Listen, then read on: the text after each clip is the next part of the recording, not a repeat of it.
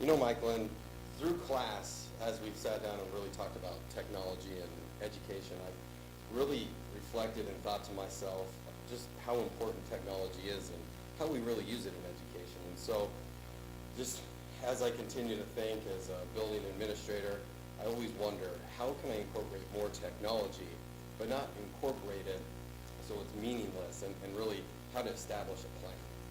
Well, you know, Derek, technology is here to stay. So what you really need to decide is how you're going to implement and what devices you're going to use. So when I think about kind of that device piece, and I know it's not all about the device and it's really about incorporating instruction, I guess I really don't know where to begin. I guess I really don't know if there's a map or something that I should be using as I begin preparing for that. Have you ever heard of the technology blueprint? Well, you're in for a treat. The blueprint, it provides leadership. It will help your leadership team figure out what you need to do. It'll provide professional development guidance. It'll provide guidance for building your infrastructure and your technology support. And then at the end, it also provides assessment protocols so you can figure out if what you're doing is actually working. So really, it's kind of a one-stop shop resource for administrators and schools to really think through the one-to-one initiative, just to kind of make sure that they might not be missing anything. Does the blueprint talk about anything? Because I know when I present this to staff and stakeholders, they're going to want to research. And what research is behind our one-to-one initiative? Absolutely. There is a ton of research around the effectiveness of one-to-one implementation. It helps with reading, math, science, language arts, all those core classes. It has been shown to really boost student achievement. Great. And I'm guessing, you put a device in a classroom, the idea of student engagement probably goes to an all-time high. So then, again, as I'm thinking through, if I present this to a school board or if I present this to my staff, are there any examples out there? Maybe an example of a school district that tried an initiative but maybe didn't use a blueprint? Absolutely. I can give you one, a real-life example from my school. We thought it was a great idea to implement one-to-one, and so we just jumped in. We didn't really have a great plan of how to do it, so we missed tons of key steps. We got the technology into the teachers' and kids' hands, but our professional development was not targeted, and we didn't really see the results we wanted. And so really now we're adopting for round 2, because it's been 4 years, and now we're looking at using a blueprint so that we don't miss those key steps, because we see that it's really not about the device as we thought the first time. It's really more about the student learning, and the device is just a tool. Going back to what you said earlier about this one-to-one blueprint and kind of just taking those steps, what does that blueprint say about managing complex change? Because I know, in education, sometimes change is slow, so what does the blueprint really say about kind of that complex change and how to manage it? It is a great tool for managing complex change because it helps you understand without a vision, you're going to have a lot of confusion. Without the skills your staff and your students need, you're going to have a lot of anxiety. And without the incentives to really implement this fully, you're going to have a really gradual change. And without the resources, without the technology support, all those things that you need, you're going to have a lot of frustration.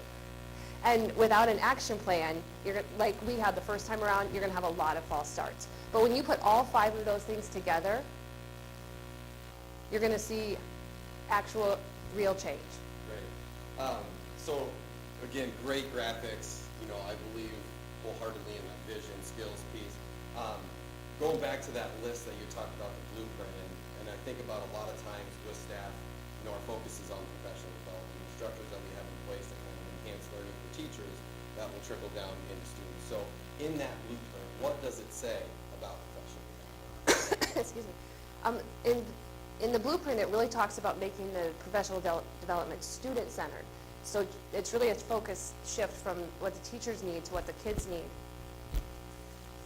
And then also, it's really helping the teachers understand that the technology is supporting the core curriculum. It's not the curriculum itself.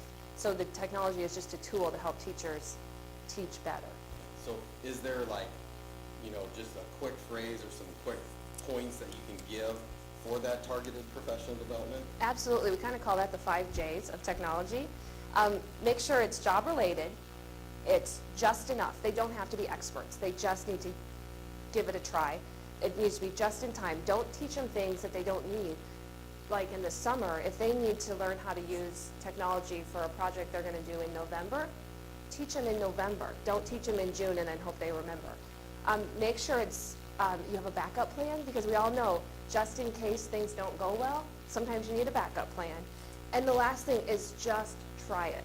Make sure you have a culture in your district that is supportive of teachers giving it a try, and if things don't go perfectly, make sure they know it's okay.